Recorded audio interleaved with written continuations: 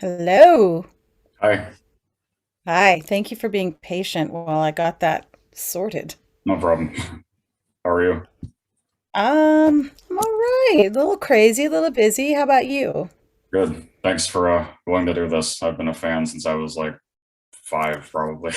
Oh, it's my pleasure. Yeah.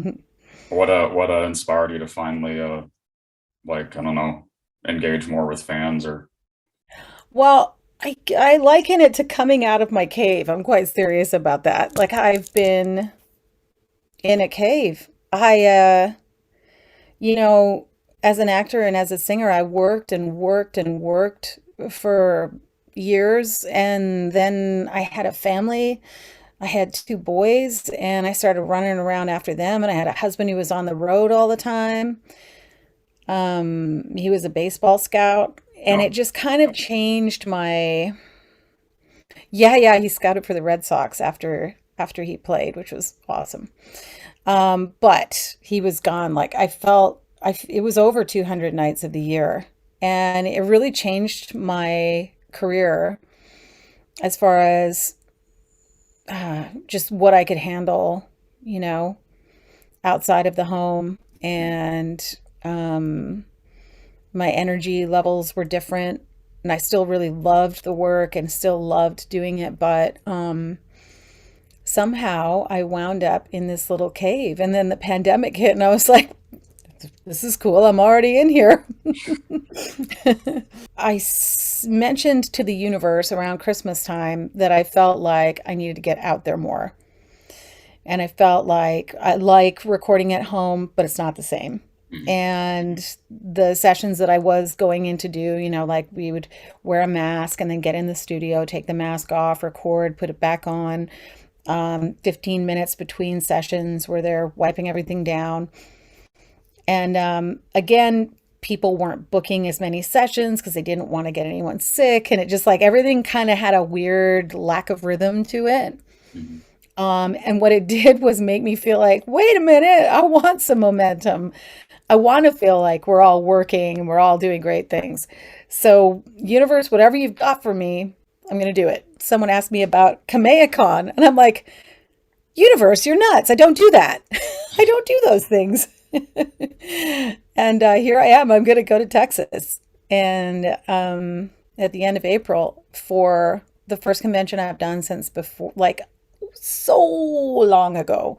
Oh, Yeah. So it really is coming out of the cave. It really honestly is. That's exactly what's happening. mhm. So it's nice to talk to you right now because I feel like things are getting a bit busier for everybody. I feel like there's more production going on. There are more opportunities for actors. Film acting kind of took a beat, but not much of one. Mhm. But a lot of new productions kind of got slowed down. So who knows? Mhm. You know, lots going on. So I guess in terms of acting, did everything start from Breakfast with Santa? It kind of, it kind of did. Oh, you read that. That's awesome. Yes, it kind of did. Like I was so blessed to be able to sing and dance in my childhood and go to acting classes and figure out what that was and be have a vocal coach and just explore all of it. So blessed because it's one of those things where my mom couldn't take ballet lessons because no one could drive her there and she didn't have any shoes, and she was so determined for my sister and I to have those things, and we fully engaged. She would pick us up at school with like a meal in the car and off to dance we'd go, and performing just became this thing that was fun and easy and fulfilling to do. So any aspect of performance I've always super enjoyed. And voice acting just kind of came when film and television and singing in a studio kind of just like collided one day, right? And it was a very cool thing to have a new outlet and be in the studio doing that. And I've just never looked back. I love it so much. Mhm. Well, I know relatively early on too. What was the showgirl work that you did in Spain? OMG. That too. Yeah. Yeah. So instead of graduating, I missed my grad so I could be on a plane flying to Spain at 17, drinking out of like one of those little tiny airplane bottles they used to have of liqueur or whatever. I like crying with my head on the window, drinking my tiny liqueur. I'll never see you all again. Well, maybe I will. And singing. Well, I wasn't singing at all. I was dancing in these really high heels, wearing feathers and rhinestones. And it was a horrible show called Escándalo that we did in Spain. And I think it was about 3 hours long. And there were girls in the show with no tops on. And I had no idea. Oh, I thought everybody had clothes on because I just wasn't on stage at the same time as the ladies with no shirt. yeah. Oh my God. Anyway, not like I was wearing very much, but it was a crazy thing to do as a 17-year-old. And the show sucked and it closed and we scattered because they said, you better don't travel together. The Spanish government will be after us. We canceled our contract.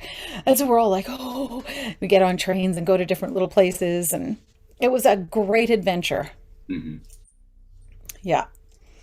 What was your and then was your first on-camera experience Rainbow War? No, I had already done some questionable performances on camera before that with sort of local TV series, etc. Like Danger Bay Yeah. was one. I just was going through my old stuff. I don't watch this stuff. I haven't seen it. Even some of the anime, I've not seen the finished product. So just now, I'm going back and going, oh yeah, people are talking about. I looked. The first thing that comes up is like the my worst television performance ever. It's so funny. I was cracking up. And then I found my sister in another episode and sent that to her. So, no, yeah, Rainbow War was a really unique experience, though. Hmm. Expo 86, it was beautiful. It was like, that was before, you know, all the effects that we have. So it was just literally like a people being a cartoon instead of being able to animate the way we would now. That nowadays that would never be live action. Hmm. That would be CGI or something at the very least, but not live action. But it's a sweet 20 minute.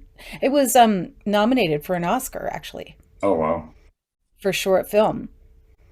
But the one that won, it should have won. I think it was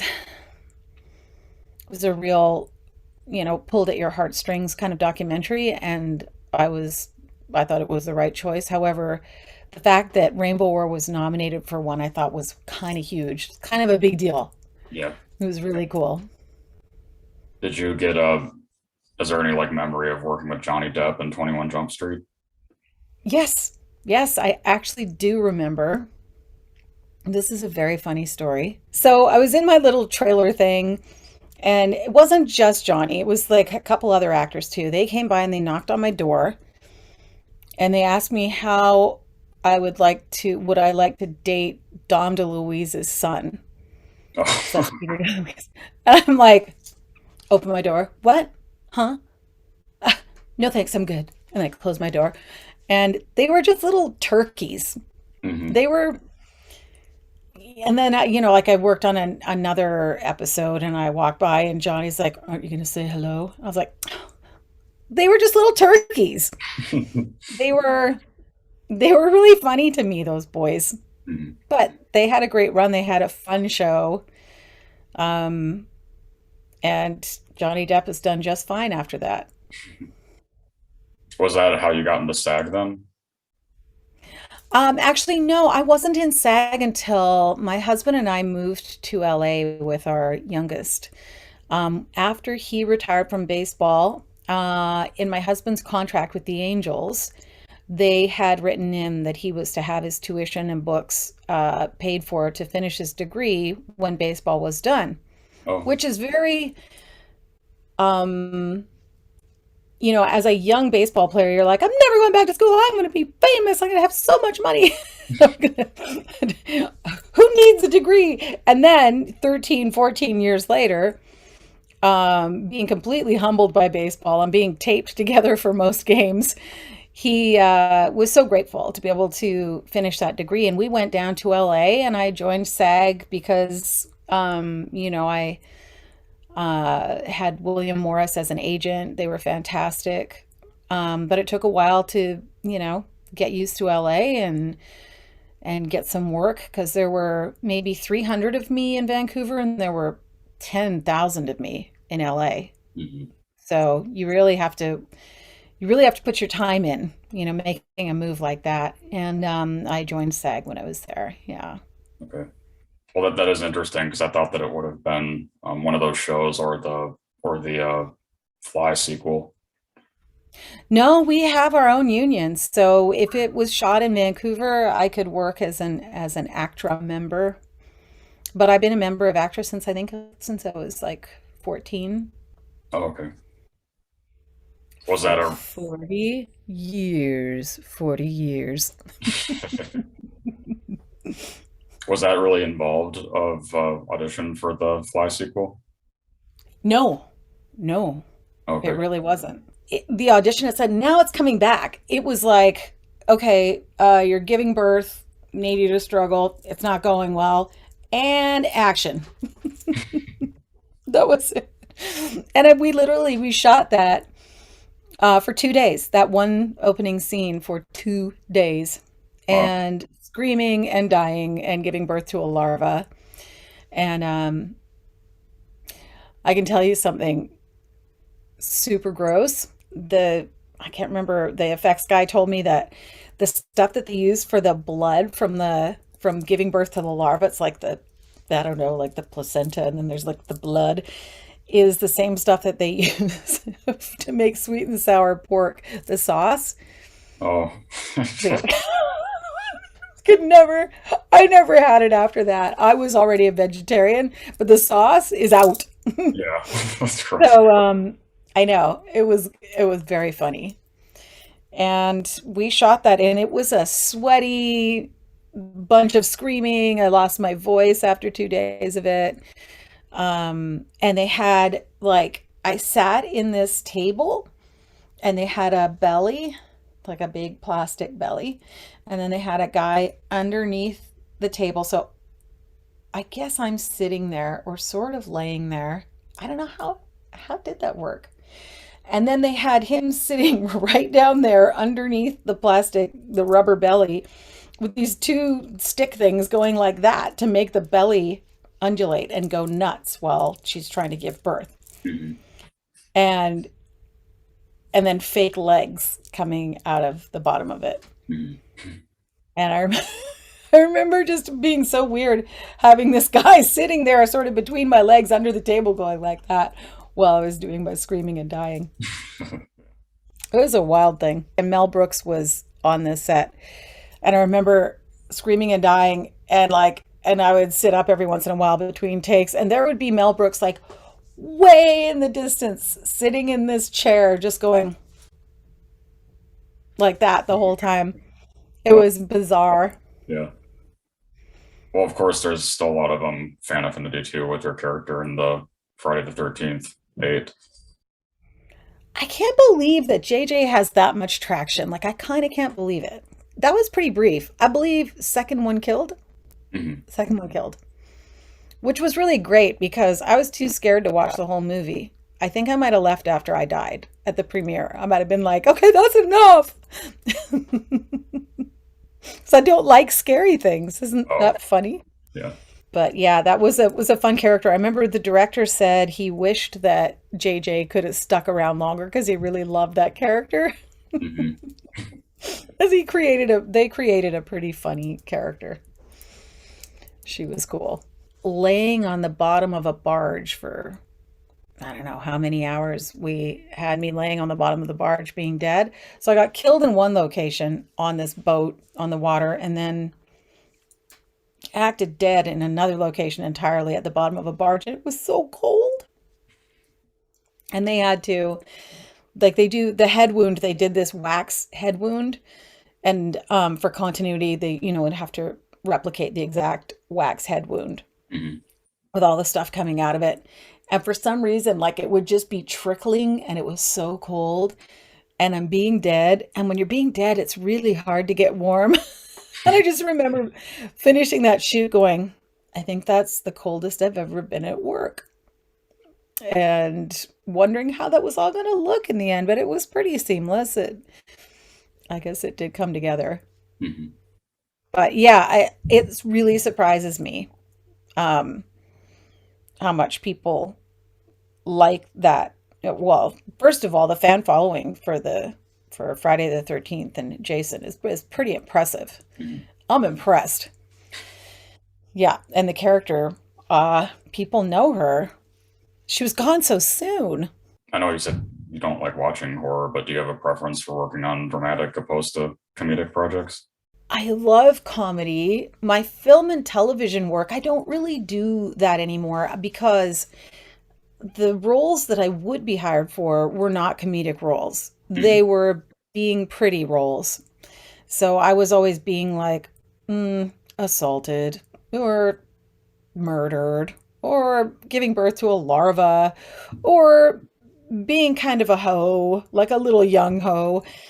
And I didn't really have that many options as far as roles because I lived in Vancouver and we were just sort of day players. So those were the roles I would get. And it got hard to not feel assaulted when I went home Mhm. or not feel the darkness of whatever I was working on. And that's why I don't do film and TV uh, anymore and why I focused more on singing and voiceover. Um, was that the roles that we were getting here were at the time just a little bit depressing. And I didn't like necessarily having to be attractive or to be looked at all the time under a microscope. Mhm.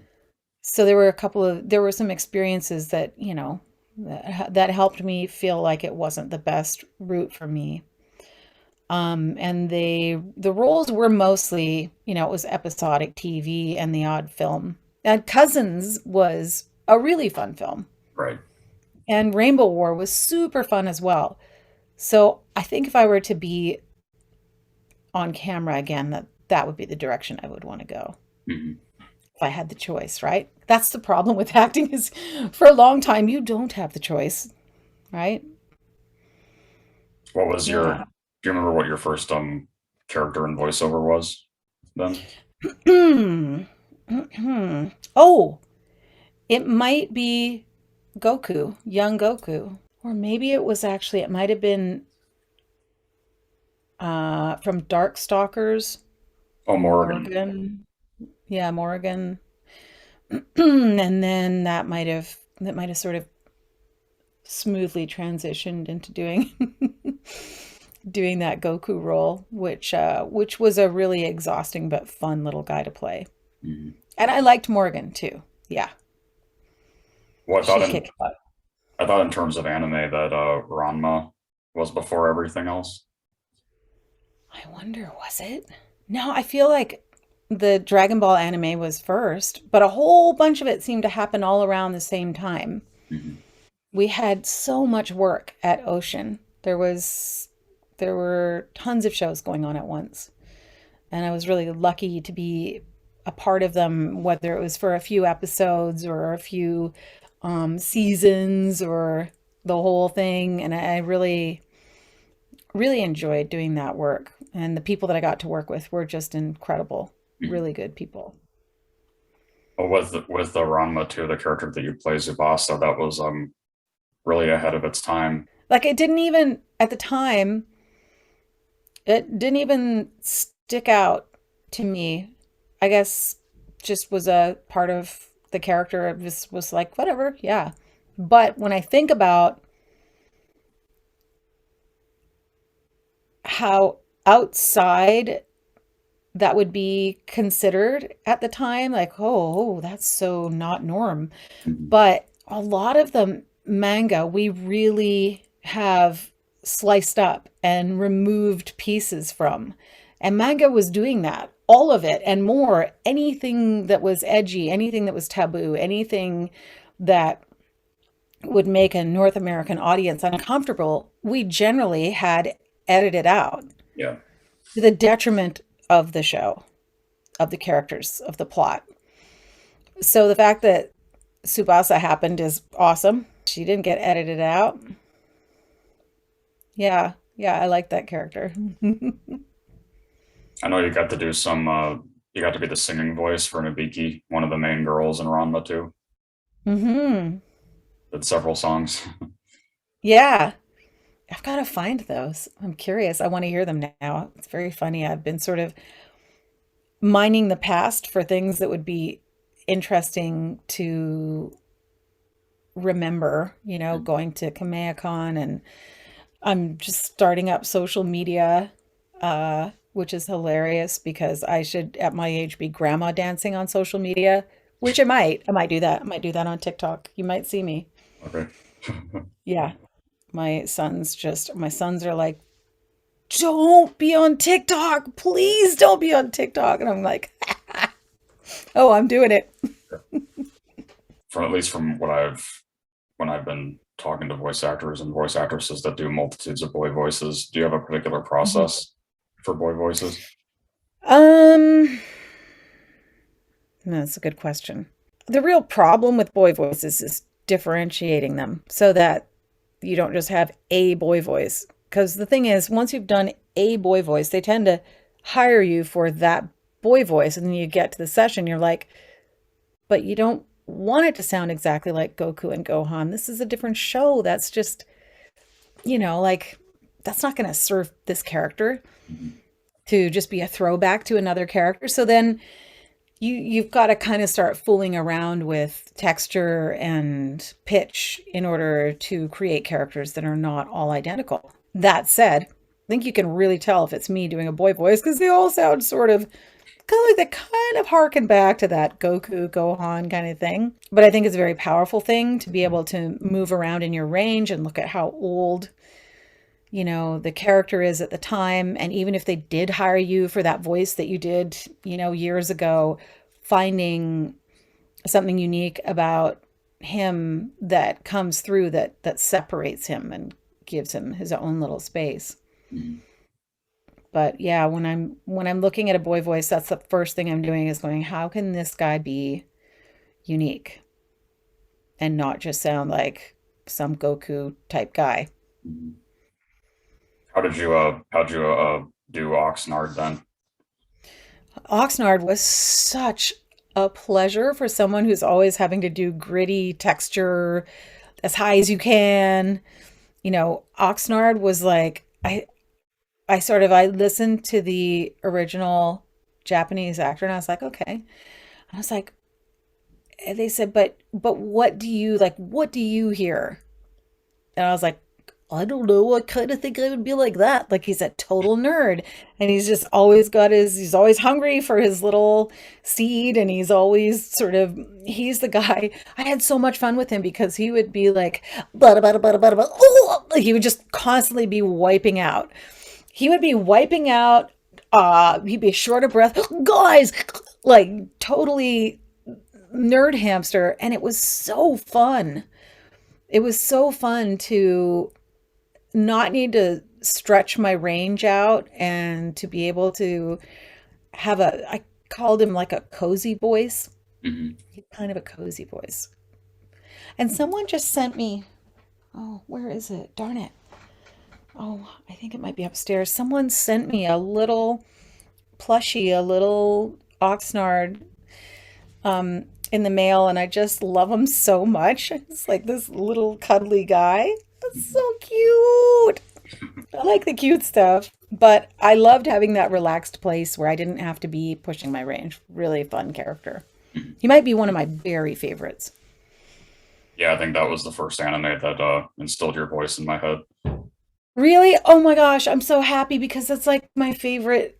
It was so fun. And all the characters were hilarious, I thought. Mhm. And Oxnard was pure comedy. He was so like, duh. It was so fun. Yeah. And yeah, I think there was a thing called the Ham Ham Playhouse, Mhm. and the producers gave it to Ocean, and Ocean gave it to me. And so I got to have it. It's like this little thing that you open up, and it's got these tiny hams, and you put them in different places, and they have like a little ball, I think, on the bottom of them. So you sort of scoot them around. And it was the most fun. They had little ham furniture. It Hmm. was the best. Those were the days. Yeah. Used to had so do you I have that. Oh, I have the whole series on no, VHS. I have the whole Hamtaro series on VHS. They gave that to me too. I was like, thank you. Yeah. I'm not sure where I'll store this, but thank you. That's so cute. Were you and Chiarazani friends back then? Well, we would get, Kiara and I have never like said, "Hey, let's go hang out." She's younger than I am, and but we've worked together several times on several projects, and I adore her. Same agent, and see her at auditions all the time, and yeah, she's awesome. Mhm. You interviewed her. Yeah. Like around. Yeah. Yeah. She had never done it on camera one either before, which was really surprising. Really? Yeah. Yeah. I know it's funny. We just don't do that much. It was the same thing with Ellen Kennedy too, and she actually brought your name up with Mezani Goku. Oh, that was fun too. I love that one. That's so great. Yeah, that was a good one. There's all this stuff, and it just shocks me that people know it, right? Because for me, I recorded some of it, like 20 years ago, or even more than 20 years ago for some of it. And for me, it's past work, and it was a fun job, and then it was over, and I was doing the next one. So when we talk about them or people ask questions about them, it's really cool to talk about those projects. It seems like anime has always had a really big following, right? But it seems like there's more interest right now. Am I right? Yeah. Yeah.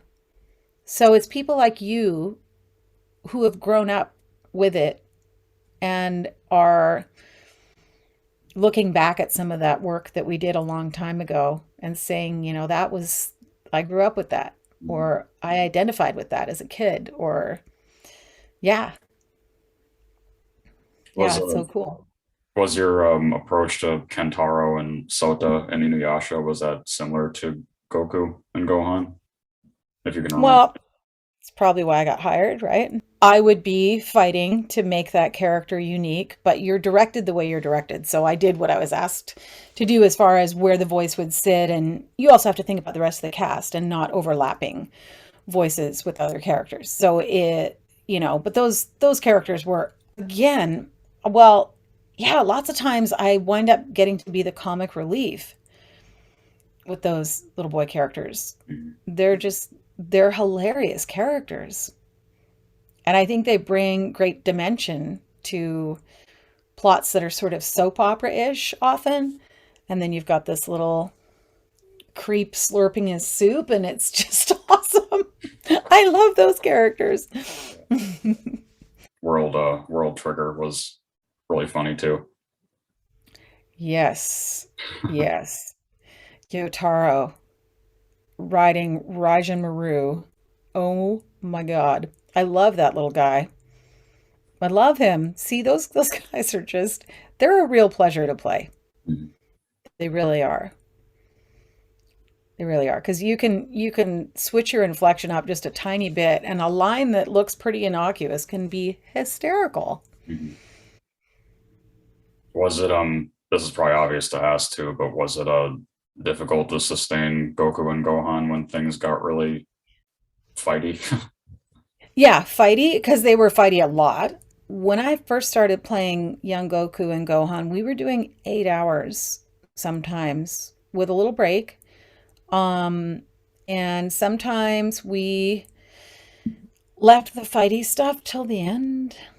Occasionally, we would just be like, "How about let's just get through, all these 8 scripts, just the lines that don't have screaming in them. We would do all our screaming at one time." Other days, we would just go through each script, and there would always be a couple of fights. So that was exhausting. There's no great vocal technique for getting through 8 hours of that. You can get through a couple hours of it using some technique to sort of preserve the integrity of your voice so that you could go on and do other projects later that day. But sometimes I would do 8 hours of that and then go sing on stage for 4 hours. That was bad. That didn't go well. That Mm. was really hard. And I remember coming back from having my first baby, and I wound up having an emergency C-section. And so I wanted to go right back to work. I went back to work a week later with the first baby, and it was Hamtaro. But even Oxnard had some scenes where he had to go, whoa, like all kinds of yelling things. Mm. And I was holding a pillow on my incision and pushing while I was pushing with my voice, and it was painful for the healing, for the scar and the incision. Uh, and that was one of those instances where I said, "Can we just do all the yelling at the end? Just do all the really quiet stuff right now." And then at the end, I'd just be like, "All right, suck it up," and I would do that screaming. It is physically challenging. There are actors that don't do ADR because of that, because it is so tough on their voice, and you kind of would have to pay them 5 times as much as they're making in order to be out of commission for a few days. I never minded because I like the actual feeling of working for hours and hours at a time. Like I like that. Well, I know early on too that you had a pretty rough and tumble female character in the Saber marionette Jade. Yes. Yeah. Yes. Yeah. Yeah. And I like that too. Yeah, those are fun characters. I would think that playing Noan in Gundam Wing stood out more because that was kind of unlike anything you had done at that point when it came up. Oh yeah, so serene in comparison to those characters. So serious and mature. Yeah, I've been trying to find clips of her to remember that voice, and I haven't found clips from from Gundam Wing Mobile Suit. I know we did like a video game, maybe a movie, and so I want to hear it again. I remember Zex, the guy that she was. Yes. Yeah, I remember his voice very well because I remember it from the sessions because I would be working with him. Mhm. Was that Brian Drummond? Yes. Yes. Yeah, I remember that character. I'm going to see Brian at Kamehacon. Oh, okay. Yeah, that's cool. Yeah, yeah. And then what with Black Lagoon. Oh, she was quite saucy. Mhm. That's a saucy role.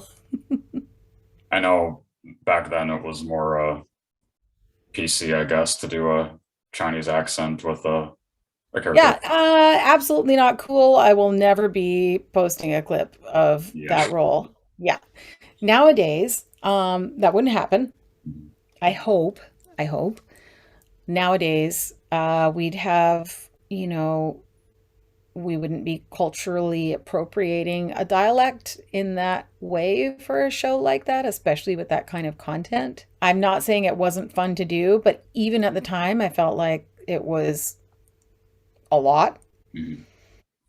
to be that broad with that dialect. My choice would be to not be as broad with that dialect, even at the time. And I think it was really a production decision that it needed to be just balls out, just absolutely, yeah, yeah. So that's what we did. And now wouldn't do that. And I'm happy to lose work to, you know, people of color to play their roles.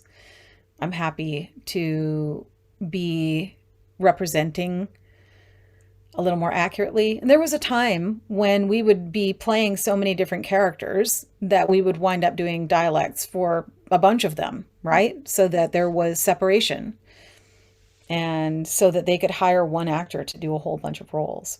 There's less of a push to do that now. Now we're more likely to see actors get paid to do 8 lines in a script, um, representing and not being played by someone who's appropriating their dialect. Mm. I think that's a win. I lost work? Yes. Do I mind? No. Yeah. Do I wish that I didn't have that broad dialect for that character? 100 million thousand bajillion times yes. Mm. Well, it is interesting since you were one of the main um, cast members that had two larger characters. With you, you played a Sawyer as well, the goth chainsaw Mm-hmm. wielding chick. Mm-hmm. Yep. Yep. You wouldn't confuse those two characters. Right. Their voices were different. It was quite different. Yeah. Yeah. Yeah. Yeah. Yeah. So hopefully we have a different approach now. Mhm. And maybe you've noticed it since you've been back on line now more that there's always been a really large fan following with the Black Lagoon dub. That's like one of the best, most well done in terms of English dubs. Why do I have to be doing that dialect? And people really like the show. I know I keep kind of downplaying it because I just don't want to offend anybody, Mhm. right? I'm glad that they like the production because I feel like people worked really hard to make it great. Yes. So, yeah, it is funny. I love that we get to do that though, that we get to explore depths and dark corners even with voiceover, and no one can see you. So it's not like you get typecast in the same way, unless you've played something like Goku or Gohan, and then, well, you know. Mhm. What do you think that you personally relate the most to then with characters that you've played? Obviously, Oxnard.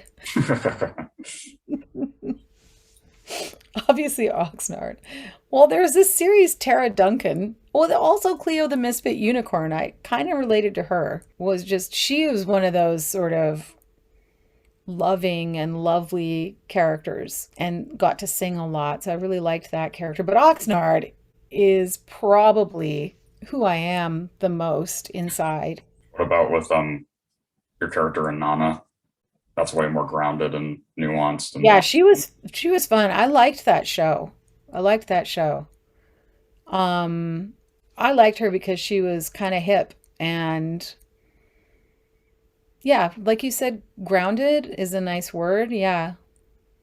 Yeah, so that was a nice counterpart to Nana, right? Like it was nice Mhm. that she was around for a lot of that. Yeah. And kind of related to what we were talking about just before that. But what do you think is the darkest headspace you've had to go for voiceover? Here's the thing. I sometimes block those things out. Mm. Like I might not remember properly what the darkest character or headspace. But I felt like Black Lagoon, there was definitely some darkness Mhm. in that show that was palpable, and just the wreckage of it, like, you know, the killing and swearing and cutting people up and all that sort of stuff. I don't have a lot of characters that I play that do that. Like to me it was like the most dancing on the manga edge, right? Death Note, Yeah.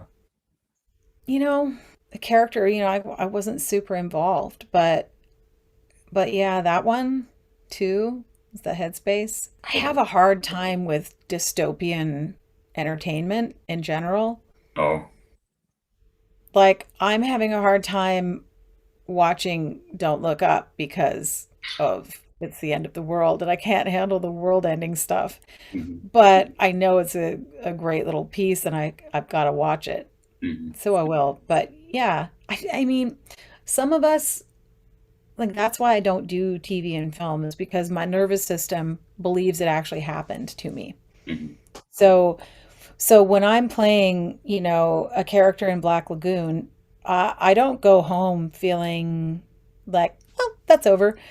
I actually, even with anime, am wearing it for a little while. I don't know. Do you know what I mean? And I've made choices based on that.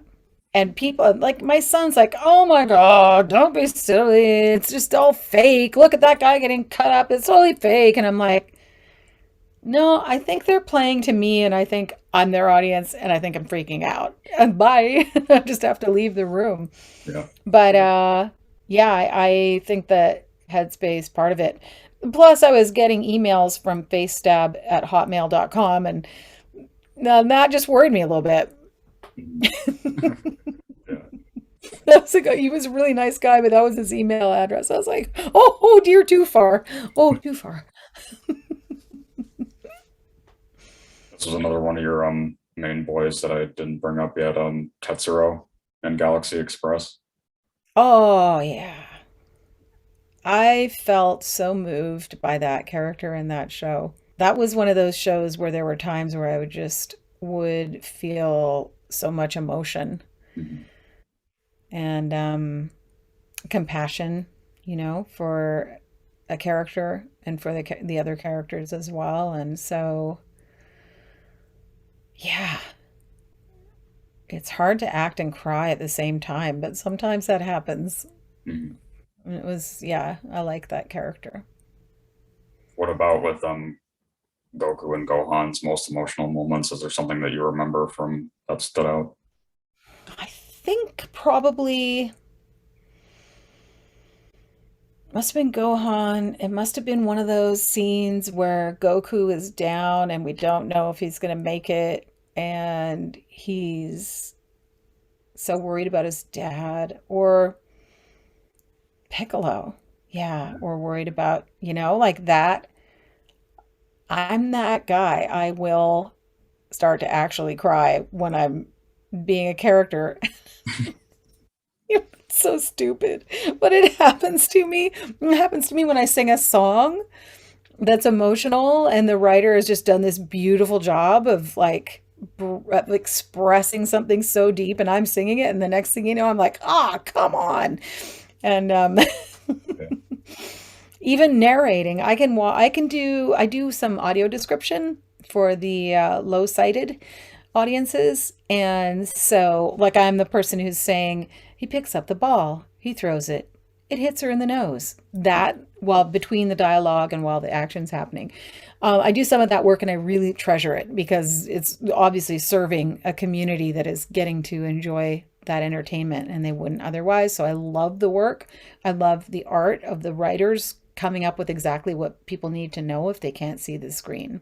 Mhm. Um, and we'll be doing a nature one and there'll be like seal puppies and I'll just be like, I just need a minute. I'll be doing my description. Oh, the bird flutters its wings. It lands on the branch. Two birds.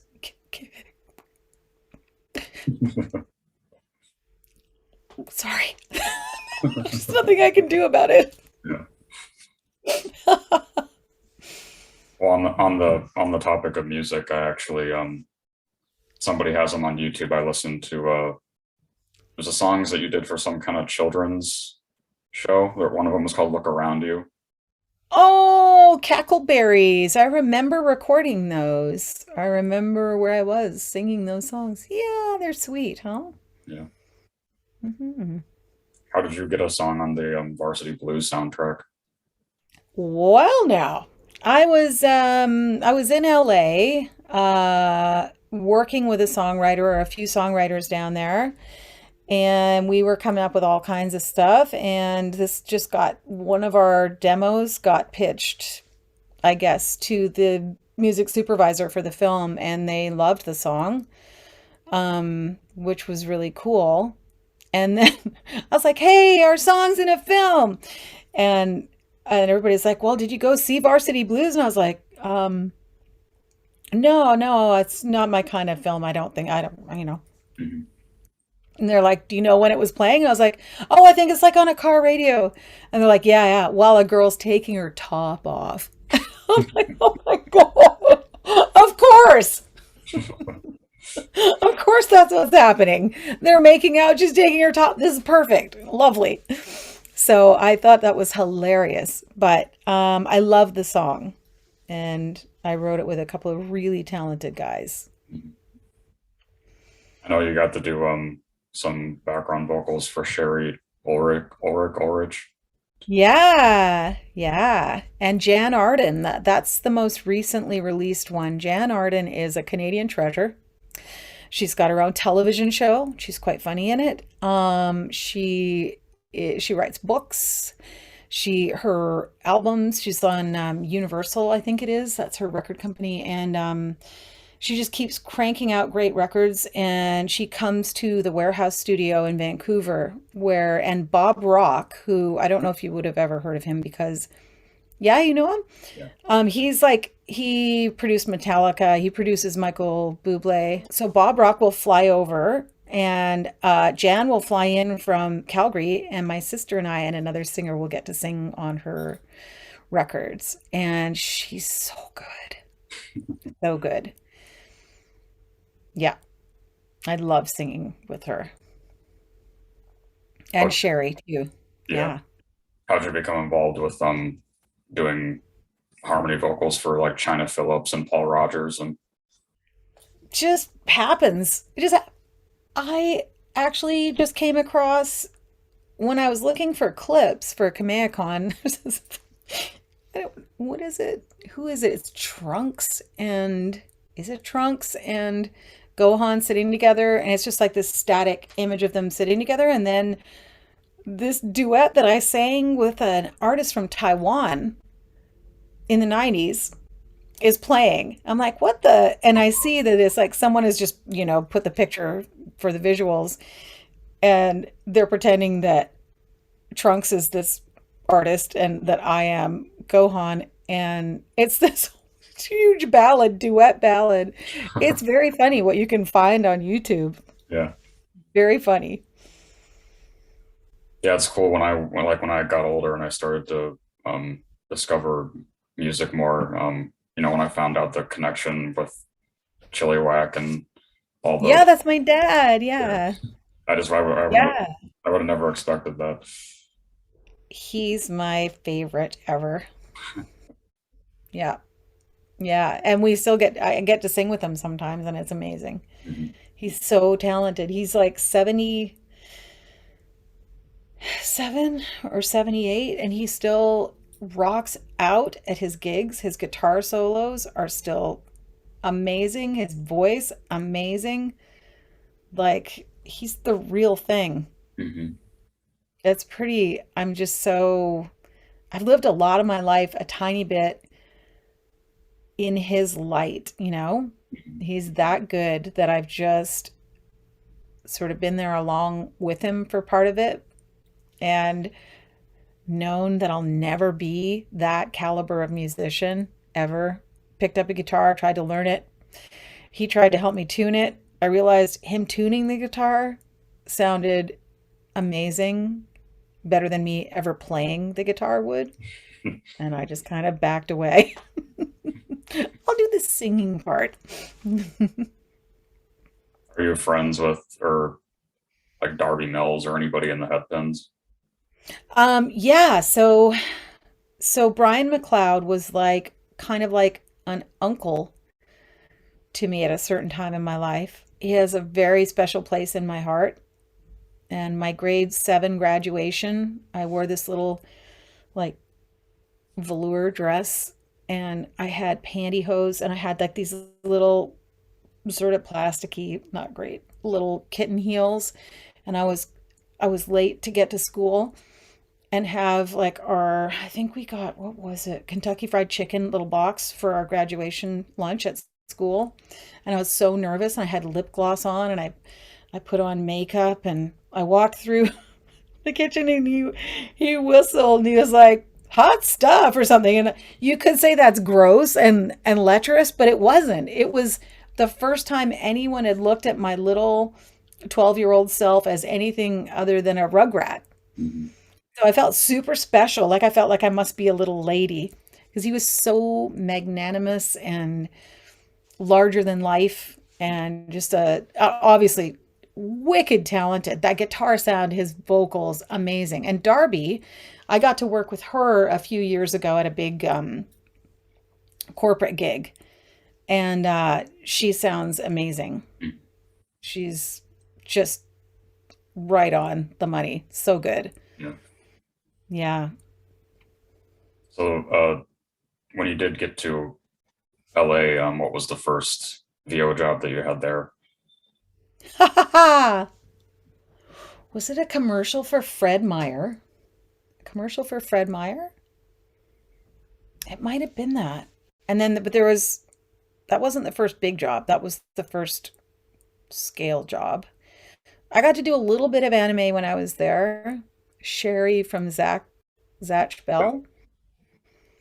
And unfortunately, I couldn't continue the role because I was super pregnant with my second child and realizing that the baby was going to cost us about 50 grand in LA because I'm diabetic and super high risk. And I thought, if everything goes wrong, I want to be where my mom is. Okay. So we came back here and I had to give up the role. And they asked me to record like the day that we were moving and leaving. And I said, I can't. Oh my God. I would have loved to have done more episodes. Mhm. So Jeff Nimoy probably doesn't like me that much right now. That's okay. You do what you have to do. But I liked Sherry. That was a fun character. Mhm. And nice getting to know him as well. What about with I know you briefly did a Kurenai and Naruto too. Yeah. I don't know why it was brief. I tried to figure it out. Like, at least one of those characters, I think the show moved. It wasn't that I sucked and got fired, which I started to wonder about. I was like, geez, I really only did like one season of that, or one episode, or three episodes. Like, what the heck? What did I do? How did I screw this up? And then I looked at it and it was like, none of the rest of the cast was recognizable. Hmm. So I guess sometimes they just move them. Hmm. Well, they both actually they both Naruto and Sash both they were uh remained in LA, but just the production team on one of them switched a lot. So that Oh, well, so Zatch Bell I left. So yeah, so the other Naruto I must have, maybe that's right around when I moved too and came back to Vancouver. because it was Wow. I think it was like 2006. Yep, that's what happened. Okay. So they never were, that one never was at Ocean then. That was always in LA. And I just left before. Oh, I was such a jerk getting pregnant. That was really dumb. I lost two shows over it. Well, you did get to do, and it's not anime, but you got to do a lot of characters in EverQuest too. Yeah. You know, they're probably still recording them. Hmm. Because it just goes forever. And that was fun. So I got to do it, like I got to do three or four sessions. I really enjoyed it. I said to them before I left, I this has been amazing. You guys are really fun to work with. It's been super creative. And they're like, we would hire you 50 more times. And I was like, they're probably going to do this 50 more times. Yeah. They probably are doing this 50 more times. It's crazy. I mean, how many different ways can you die? Right. Has there been many instances where you've gotten to perform with yourself? Occasionally, those anime characters will cross over and you'll wind up doing a scene with another character. But the funny part is, I'm recording each character independently Hmm. and not even realizing until I record the second character, perhaps, that they were actually having a conversation. I'm like, oh, these two are talking to each other, right? So, yeah, that doesn't come up too often. I think we avoid, casting wise, we avoid that as much as possible. Video games, probably I have worked with myself a lot. Hmm. I know this was a earlier one, Trouble Chocolate. Oh, yeah. Yeah, that was fun. That's another fun one. Mhm. That was Just wacky, you know? yeah, that was a more like unique boy character. Yes. Almond. Almond. I need to find Almond. I haven't listened to Almond. What's almond like again? snarky and conniving than like Oh Goku. yeah. Oh yeah. Right. Yeah. That's great. So, what other voiceover stuff do you work on now? Well, I do commercial work as well as there's the odd anime project comes up, the odd video game, the odd bit of prelay, but that hasn't totally been my focus. And I'm sure there's a lot of younger actors that are doing roles that I would have been cast for, animation and anime. Let's see. And I do narration and I get to sing. And it's like this real hodgepodge. It always has been, and Mhm. it still is. Like I kind of get to do a bit of everything. So some of it, it's me, and some of it you would have no idea. Mhm. One of the most recent credits that comes up is the My Little Pony series. Oh yeah. Yeah. Yeah, so I was in G3. Oh, maybe I should put Sky Wishes on there. She was a cute little thing, but she was more like for DVD specials. And to be fair, she was a bit obnoxious in large doses. So I was like, did they kill her off? I think they killed her off. Auntie Lofty was another one that was fun. That was, I think, the first My Little Pony character to be in a same-sex relationship. Oh, Yeah, which I thought was awesome. But a very blustery character. And I don't think I got that she was in a same-sex relationship. And if I'd known that, I wouldn't have let it again be as broad as it was. mm, But again, we're trying there's been how many thousand ponies by that point. So always they're looking for something to set your voice apart from all the other pony voices, whether it's the anti ponies or the kid ponies or whatever. We're always trying to create that separation and make each character unique. So it was unique, pretty broad though. mm. Yeah, I actually have a story about how series that you were in helped me when I was younger. When one night when my parents and I were just out to eat at a restaurant that we went to all the time. We were about to leave, and then we were told that nobody can leave, and then all the lights get turned off, and heavily armed SWAT police officers come in and tell everybody to go into the two bathrooms because there was a guy who shot two people, and he was trying to get into the restaurant because he crashes. He was fleeing and he crashed outside the restaurant, and we all had to stay in there for until 1 a.m. and then get individually escorted to our cars. And I was in fourth grade, so I was like 9 at the time, and I know I couldn't have gotten over it uh, unless I was continually consuming the anime that I was a fan of at the time. So thanks for being part of that. I'm so sorry. I'm so glad. Oh, that sounds awful. That is when, like our entertainment and being attached to characters and getting lost in other worlds comes in really handy, doesn't it? Mhm. I'm happy to be a tiny part of it. Yeah, Hmm. and I know like when I was younger too, and watching Ranma because I'm it took me a while to be comfortable and know that I was gay. But Subasa was definitely one of the characters that was like, oh, this is similar to what I'm feeling, and it's normal to see on TV or media. So that's another thing that helped me feel comfortable in that aspect. Again, I am so honored. We're lucky those characters are there, right? Yeah. Hmm. Well, so my final question then is always asking them, what do you want your legacy to be? It's a really tough one. You saved the toughest for last.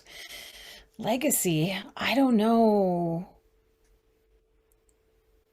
I I feel too small to have a legacy, but everyone should have a legacy, right? And maybe mine would be just bringing lots of love and compassion to the work that I do and the characters that I get to be and the people that I get to express those characters for. And people are a lot more comfortable talking about how their anime experiences have affected them and relating to us. And I feel like at this con that I'm going to coming up at the end of the month, that there's going to be a lot more of that where people are super comfortable talking about what characters meant to them, what shows have meant to them, how, that wasn't really happening when I did those cons. It was it all felt a little bit more removed. I remember thinking when someone asked me what it was like to be in the pod, and I was like, let's back it up. I don't actually get to be in the pod. There's no pod in the studio. Do you mean what it felt like to act like I was in the pod? And I thought, these cons are strange. People are asking me very strange questions. But that was one funny question. And I think that we've really progressed with like that we're really celebrating the art form at them now, and we're really celebrating at this time on Earth the escape of that art form. So I think it's going to be really fun. Yeah. Well, thank you. This was an honor to be your first on-camera interview. And mine too. Thank you. I'm just happy to have been here with you today, and I wish you all the best with your show. I want to see it. Oh yeah, I'll send it to you, of course, once I have it up. I would love that. Yeah. Okay. Well, thank All you. right. Thank you.